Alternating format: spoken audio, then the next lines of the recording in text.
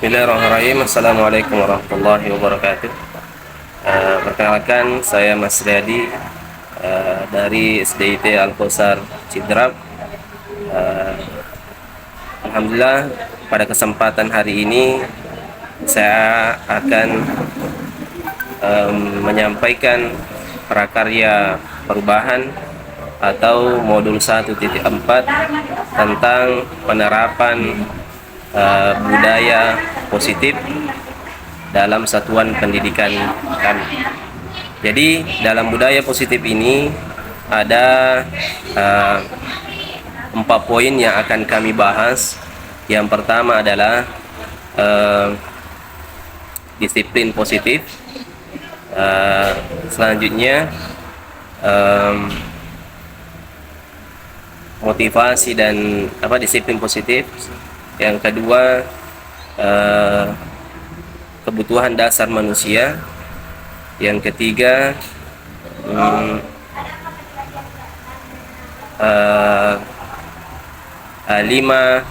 kontrol guru. Dan selanjutnya adalah segitiga restitusi. Jadi itulah yang nanti akan kami bahas dalam aksi nyata tentang modul 1.4 tentang budaya positif. Maka dari itu silahkan simak video berikut. Baik. Bismillahirrahmanirrahim. Assalamualaikum warahmatullahi wabarakatuh.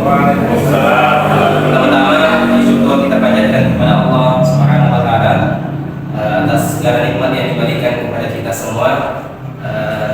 Yang kedua, salam dan salam lupa kita kirimkan dari tujuan kita Nabi besar Muhammad sallallahu alaihi wasallam. Bapak Ibu sekalian yang berbahagia, sebelum saya memulai diskusi tentang budaya positif modul 1.4, sebelumnya saya ucapkan banyak terima kasih kepada rekan-rekan sekalian yang telah menyempatkan waktunya, menyempatkan diri hadir untuk duduk sejenak mendengarkan pemaparan dari saya.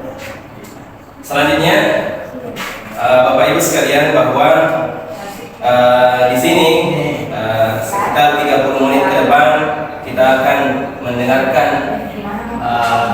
penerapan pemahaman budaya positif modul 1.4 yang kami sudah pelajari di pendidikan guru penggerak angkatan 10.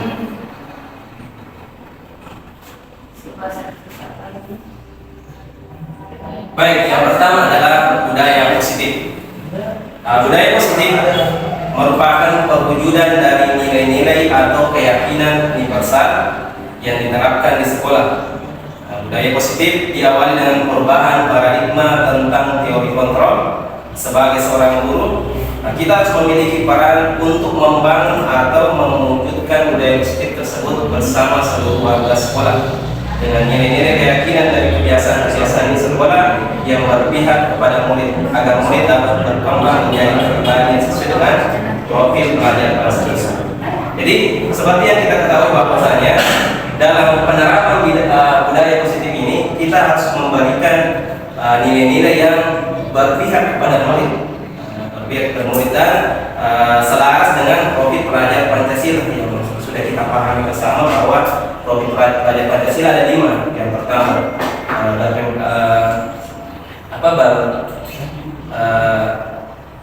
berkebinekaan global, mandiri, kreatif, bernalar kritis, dan berhalak mulia, ya, seperti itu.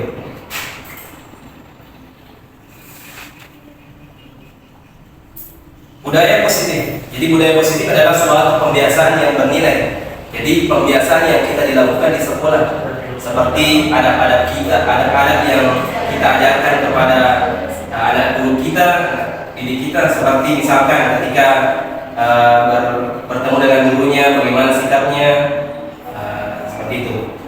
Jadi penerapan budaya positif yang kita lakukan di sekolah.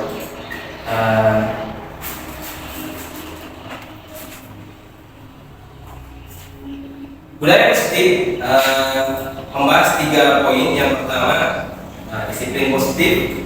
Terus yang kedua, teori motivasi, hukuman, konsekuensi restitusi, dan 3, kebutuhan dasar manusia.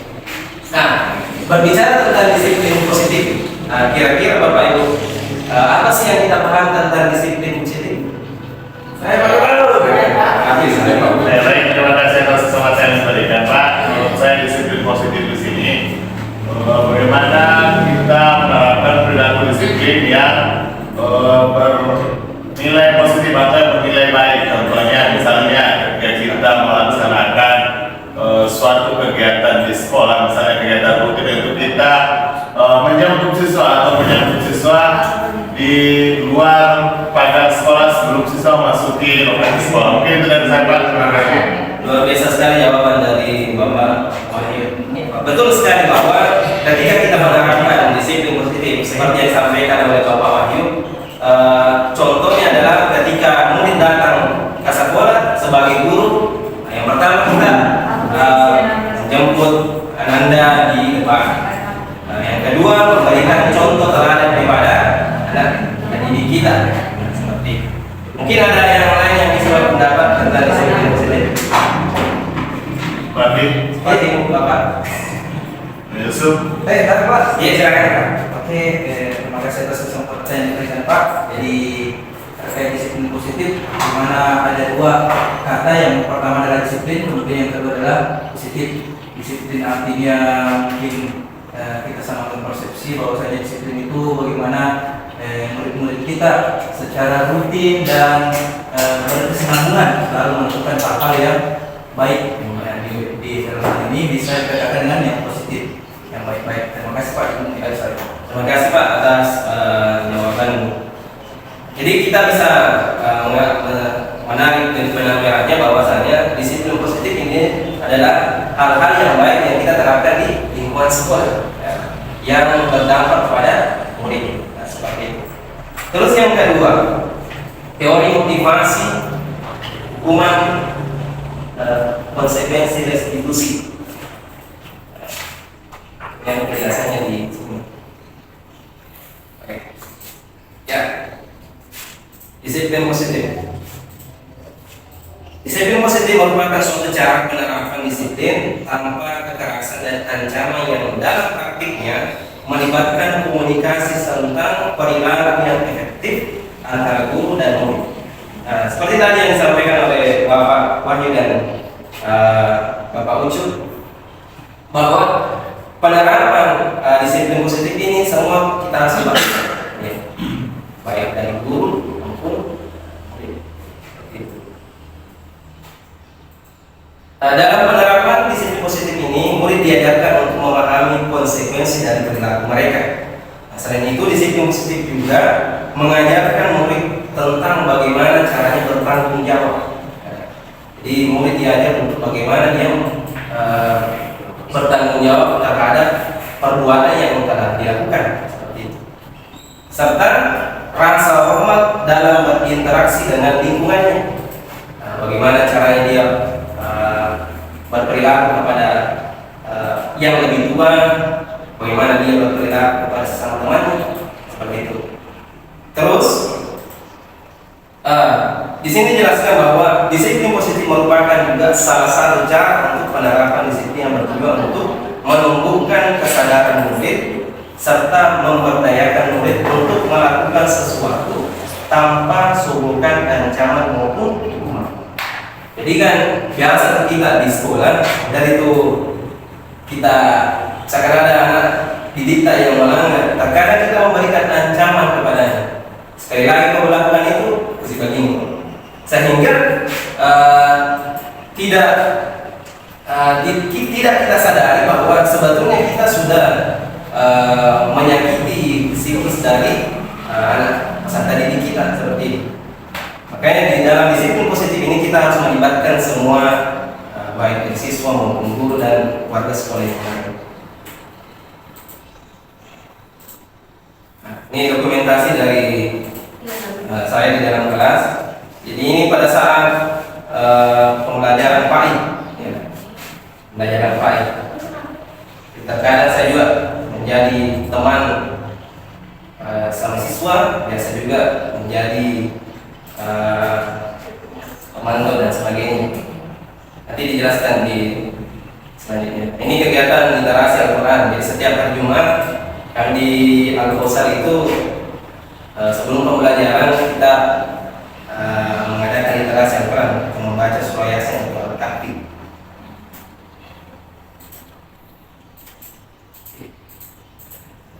Oke. Baik, yang kedua, teori motivasi, hukuman, konsekuensi dan restitusi. Motivasi menurut Diane Gossen adalah untuk menghindari ketidaknyamanan atau hukuman. Motivasi ini bersifat eksternal. Dan yang kedua, motivasi untuk mendapatkan imbalan atau penghargaan dari orang lain. Mereka melakukan tindakan untuk mendapatkan pujian dari orang lain. Jadi terkadang itu orang termotivasi ketika ada yang dia dapat. Contohnya itu biasanya kita terapkan di kelas, ada sebenarnya reward yang kita berikan kepada siswa. Itu akan memotivasi siswa untuk melakukannya. Tapi terkadang juga reward ini juga tidak tepat kalau setiap hari kita lakukan, kita terapkan. Terus yang kedua, motivasi untuk menjadi orang yang mereka inginkan dan menghargai diri sendiri dengan nilai-nilai yang mereka percaya. Tujuan dari disiplin positif adalah menanamkan motivasi yang ketiga, sehingga ketika murid kita sudah memiliki motivasi tersebut, mereka telah memiliki motivasi yang intrinsik dan berdampak jangka panjang. Dan motivasi ini tidak akan berpengaruh terhadap adanya hukuman atau hadiah. Jadi kalau kita menerapkan motivasi ini, kita fokus di poin ketiga. Ketika kita menjadi menghargai diri sendiri dan menerapkan nilai-nilai yang mereka percaya, maka hukuman atau hadiah yang kita sering gaungkan di dalam sekolah, maka itu tidak berpengaruh lagi. Mereka akan melakukan disiplin positif yang kita terapkan itu dengan sukarela seperti itu.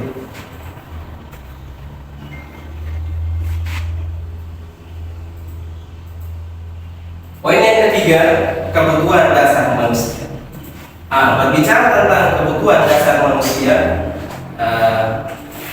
kebutuhan dasar manusia ini mencakup 5 poin. Yang pertama, kebutuhan bertahan hidup. Yang kedua, kasih sayang atau rasa diterima. Yang ketiga, penguasaan atau power. Dan yang keempat, kebebasan. Dan yang kelima, kesenangan. Kira-kira Bapak Ibu Guru, kira-kira apa sih itu kebutuhan bertahan hidup di poin yang pertama? Ada yang bisa berpendapat? Kebutuhan bertahan hidup. Jadi, baik. Ya, silakan Pak. Terima kasih atas kesempatan diberikan. Jadi kebutuhan bertahan hidup itu bagaimana manusia bisa memenuhi kebutuhannya terkait makanan, kesehatan, ya dan lingkungan. Jadi bagaimana kita bisa hidup, berarti kita butuh makan. Terima kasih. Baik, terima kasih Pak atas masukan jawabannya. Ya betul bahwa kebutuhan pertama itu meliputi kesehatan, ya. Terus bagaimana kita pemasukan atau kebutuhan yang bisa tercukupi dengan baik seperti itu. Terus yang kedua, kasih sayang dan rasa diterima. Kira-kira apa sih itu rasa yang diterima? Atau ya silakan. Baik, terima kasih atas kesempatan Pak. Terkait kasih sayang dan rasa diterima itu kebutuhan untuk diterima itu seperti kasih sayang orang tua, kasih sayang terhadap sesama, kemudian kasih sayang juga kepada teman. Terima kasih. Baik, terima kasih atas jawaban dari Mas. Jadi betul bahwa kasih sayang itu berhubungan juga pada keluarga, ya, teman dan sebagainya. Seperti kita juga kelompok belajar ini kita juga merasa diterima ketika kita melakukan pembelajaran seperti ini, seperti itu. Terus yang ketiga, penguasaan atau pengakuan atas kemampuan. Ada yang bisa berpendapat? Kemampuan atau power? Saya Pak. Ya, silakan Pak. Oke, menurut saya mungkin penguasaan kebutuhan atau pengakuan atas kemampuan. Jadi kebutuhan ini berhubungan dengan kekuatan untuk mencapai sesuatu, menjadi kompeten, menjadi terampil, diakui atas prestasi dan keterampilan kita, didengarkan dan memiliki rasa harga diri. Kebutuhan ini meliputi keinginan untuk dianggap berharga, bisa membuat perbedaan, bisa membuat pencapaian, kompeten, diakui, dan dihormati. Mungkin dari saya. Ya, terima kasih atas jawabannya. Ya, betul sekali bahwa terkadang kita itu manusia memang butuh pengakuan.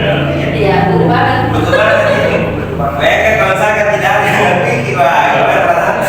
Kita berjuang panas.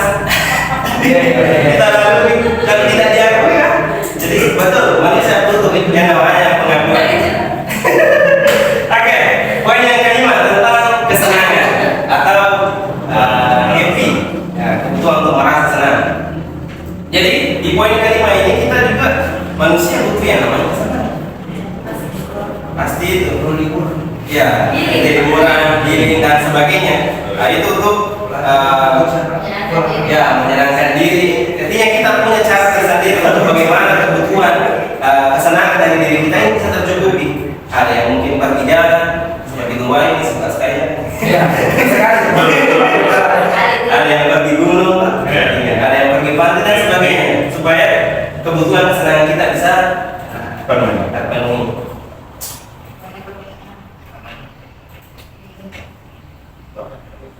Oke, keyakinan kelas.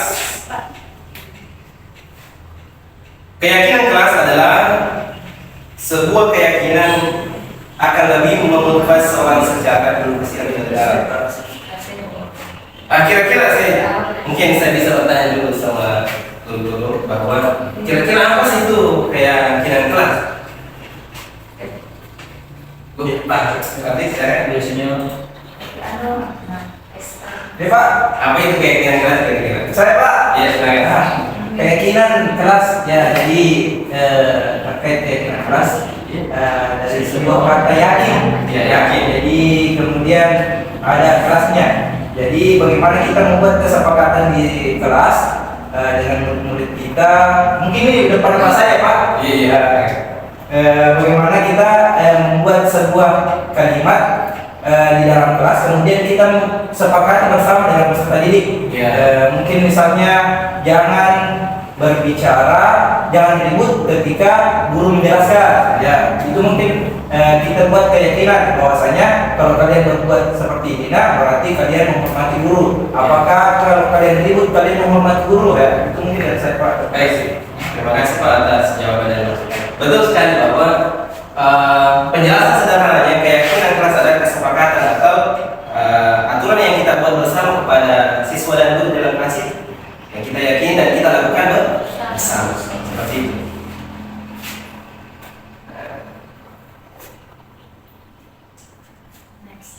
Next. Saya jelaskan.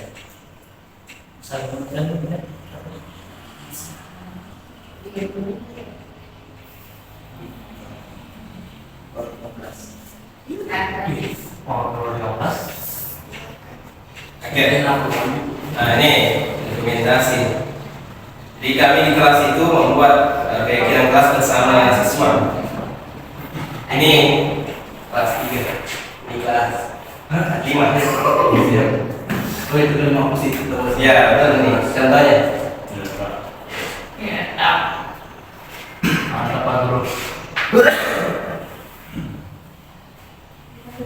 Perubahan paradigma, kegiatan romantik.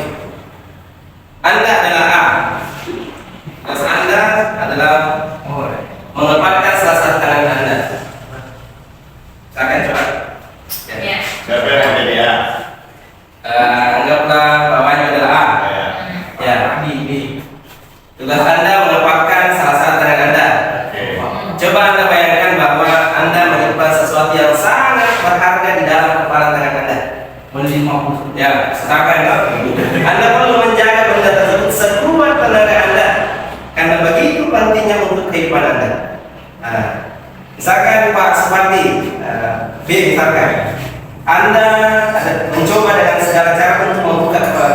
mungkin bisa dipraktekkan Pak. Langsung dipraktikkan. Ya, misalkan ya seperti di Pak Ayu ini di depan. Ya. Sudah dulu. Jadi Pak Bupati ini berusaha untuk bagaimana caranya membuka kepalan tangan dari Pak Wahyu. Ya, dicoba sekeras mungkin. Ekspresi. Oke, terima kasih. Kamu kali itu bukan anu. Tawarin gua Nah. yang bukan temannya. Yang pertama. Yang pertama nih, sambil dulu. Buang panai di sini. Buang panai. Oke, lanjut ya. Jadi itu menggambarkan bahwa bagaimana caranya kita tadi sebagai A itu memiliki prinsip yang sangat luar biasa. Kita tidak tergoda dari intimidasi, ya. Apalagi hati dari orang lain dan sebagainya. Bagaimana kita mencoba untuk mempertahankan apa yang kita pegang dan kita.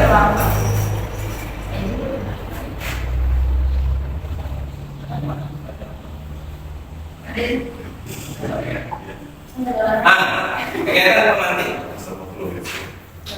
Yes, terima kasih.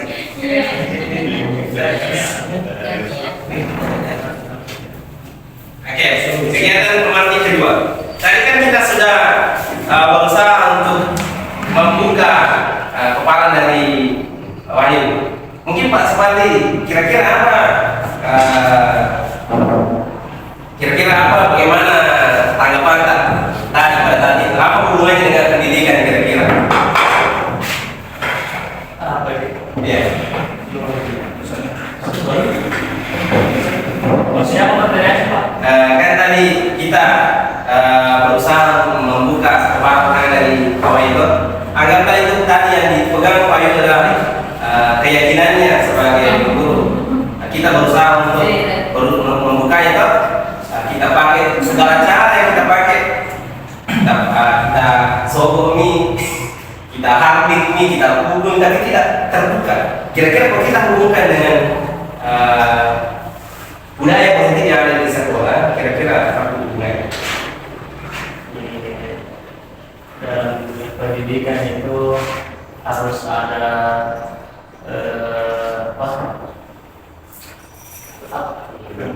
harus berpegang teguh atau harus apa namanya itu istilahnya konsisten. Ya, konsisten. Harus konsisten.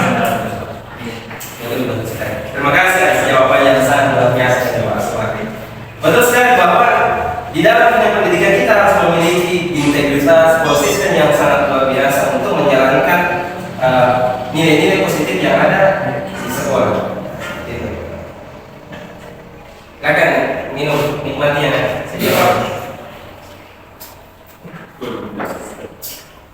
Oke. Pertanyaan selanjutnya. Apakah Anda atau B membuka kepala tangan Anda? Mengapa? Apa alasan Anda atau B membuka kepala tangan Anda? Kira-kira tadi Pak Wahyu, kenapa kita tidak buka itu kepala tangan Anda? Kepala tangan ini merupakan apa namanya Pak, suatu identitas yang harus kita jaga sebaik mungkin. Mungkin ini tidak bisa disebarluaskan oleh orang lain karena ini merupakan suatu identitas yang harus kita jaga dan kita pertahankan. Ini bisa saya Pak. Baik, terima kasih atas jawabannya yang sangat luar biasa. Ya, lanjut, lanjut. Ya.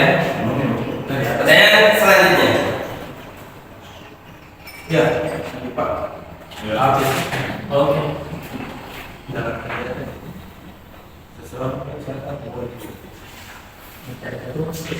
Nah, dalam kegiatan tadi, sesungguhnya siapa sih yang memegang kendali kontrol, yang membuka atau yang menutup? Yang saya Pak, Ya silakan. yang memegang kendali itu menurut saya adalah Pak Wahyu Pak. Oh iya, ya. Kira-kira kenapa? Jika dianalogikan seperti ini, bahwasanya kita sebagai guru itu pada dasarnya tidak bisa memaksa anak-anak langsung menerima pembelajaran yang kita inginkan, karena pada dasarnya ketika kita memaksa bahwa berarti dia tidak dari dalam dirinya keinginan, tapi karena dari gurunya saja memaksa untuk begini ujung-ujungnya pelajaran itu pasti akan dilupakan karena faktornya bahwasanya yang pasti saya selesai di sini, ibu guru atau bapak guru senang, jadi selesai di sini dilupakan lagi karena bukan dari dalam dirinya Pak. Jadi seperti itu tadi, dari faktornya pasti dari orang, dari Pak Wahyu itu sendiri atau dari murid itu sendiri yang memegang kendali atas dirinya sendiri. Terima kasih Pak atas jawaban dan masukan yang sangat luar biasa. Ya, ada tanggapan lain? Mungkin saya rasa semua sepakat ya bahwa kontrol diri itu dari diri kita sendiri. Ya, kita yang mengontrol diri kita. Milu kilo kanan, milu kiri, lo kiri. Artinya kita yang kontrol diri kita seperti itu. Nah, jawaban. Tadi sesuai dengan apa yang disampaikan oleh Bapak, lucu bahwa tentu kita sendiri yang memegang kontrol atas kepala tangan kita. Kalau kita membuka atau menutup kepala tangan kita, itu bergantung pada diri kita masing-masing. Sesuai dengan kebutuhan dasar kita saat itu.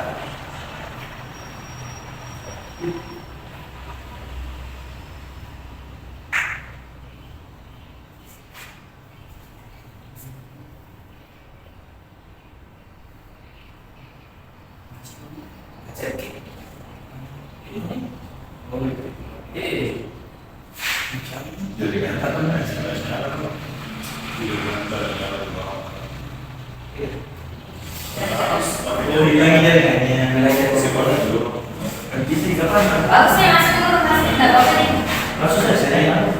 Atau jangan dipakai itu saya kita next. Oke. Baik. Yang kelima kita masuk di posisi kontrol atau posisi kontrol guru. Di sini ada 5 poin. Yang pertama, guru sebagai penghukum. Yang kedua, guru sebagai pemantau. Yang ketiga, guru sebagai teman. Yang keempat, guru sebagai pemberi rasa bersalah, dan yang kelima, guru sebagai manajer. Di poin yang pertama, berbicara tentang guru sebagai penghukum, seorang penghukum bisa menggunakan hukuman fisik maupun verbal. Nah, hasilnya kemungkinan murid marah dan mendendam atau bersifat agresif.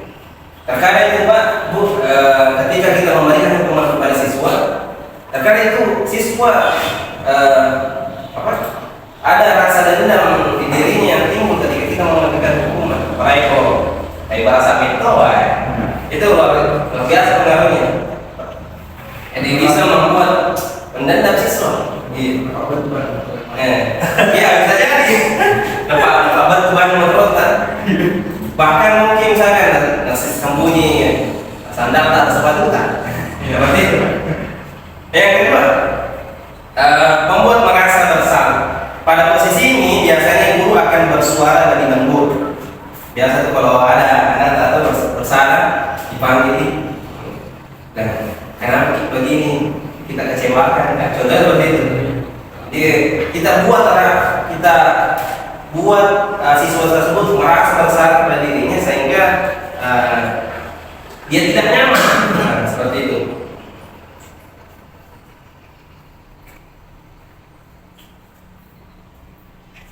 Yang ketiga, posisi kontrol yang ketiga adalah sebagai teman. Nah, guru pada posisi ini tidak akan menyakiti murid, namun akan tetap berupaya mengontrol murid melalui persuasi. Nah, kira-kira dalam posisi kontrol sebagai teman ini, guru kadang bisa berbicara langsung dengan murid, artinya masuk ke dalam dunianya seperti itu. Terus posisi teman pada guru bisa negatif ataupun positif. Jadi terkadang ada negatifnya, ada positifnya. Positifnya di sini berupa hubungan baik yang terjadi antara guru. Ya. Bisa tercipta hubungan yang baik sesama murid, guru pada murid. Tapi terkadang ketika hubungan tersebut sudah terjadi, terkadang siswa lupa batasan-batasan antara siswa dan guru. Angkani sebagai anggota misalkan, Pak ungkapannya anggotanya kasih sama dengan temannya, panggil namanya tidak pakai Pak, lewat ketika bertemu cuma maces, karena di posisi ini ketika siswa sudah merasa bahwa ini teman Pak, biasa hilang balasan-balasannya antara guru dan murid. Itu sisi negatifnya.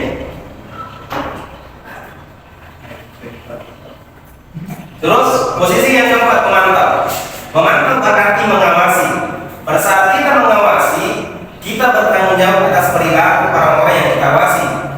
Posisi memantau berdasarkan pada peraturan dan konsekuensi. Jadi ketika kita dalam posisi memantau ini, terkadang kita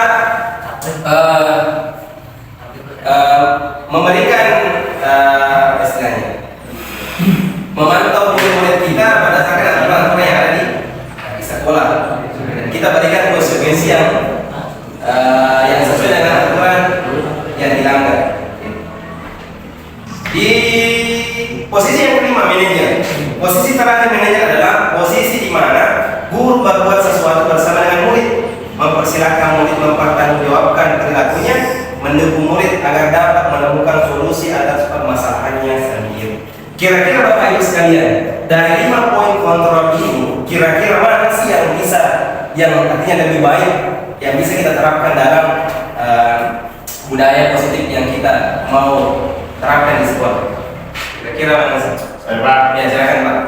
Kalau saya Pak di sini posisi kontrol bisa kita lakukan pada posisi kontrol yang terakhir atau manajer. Di sini posisi terakhir manajer adalah posisi di mana guru berbuat sesuatu bersama dengan murid, mempersilakan murid bertanggung-jawabkan perilakunya, mendukung murid agar dapat menemukan solusi atas masalah sendiri. Jadi di sini guru memberikan sesuatu atau memberikan kegiatan dalam kelas, kegiatan pembelajaran, memberikan murid sepenuhnya untuk mengerjakan sesuatu itu dan kemudian dia menganalisis sesuatu itu sampai menemukan dari jawaban dari atas yang mereka kerjakan itu terkait dengan tugas yang telah diberikan atau bagaimana cara dia mempertanggungjawabkan apa hasil dari kegiatan yang telah dilakukan.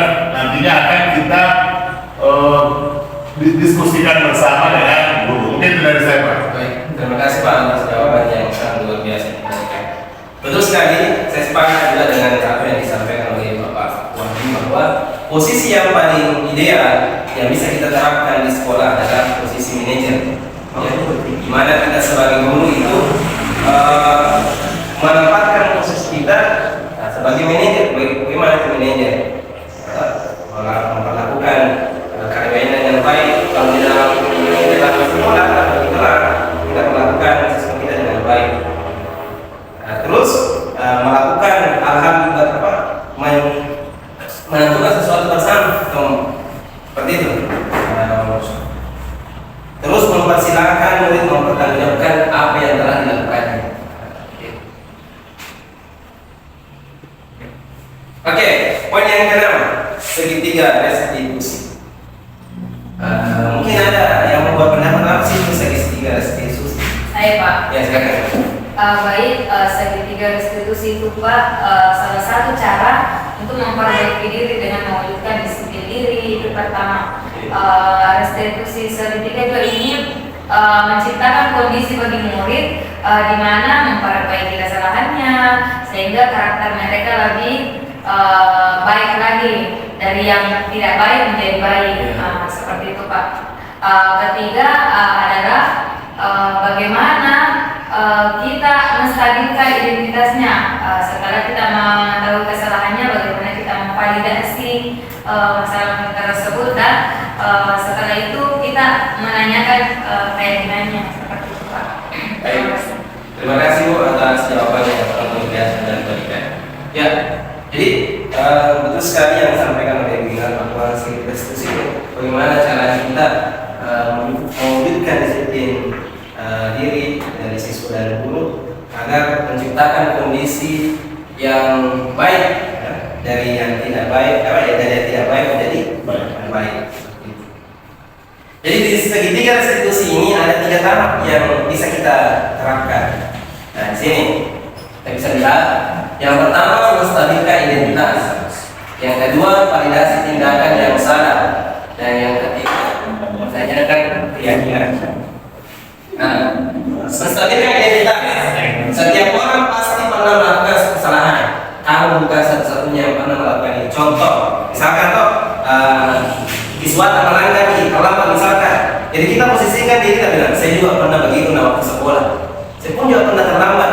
Nah, jadi kita memposisikan menstabilkan keadaan dulu. Di bapak dia juga kita.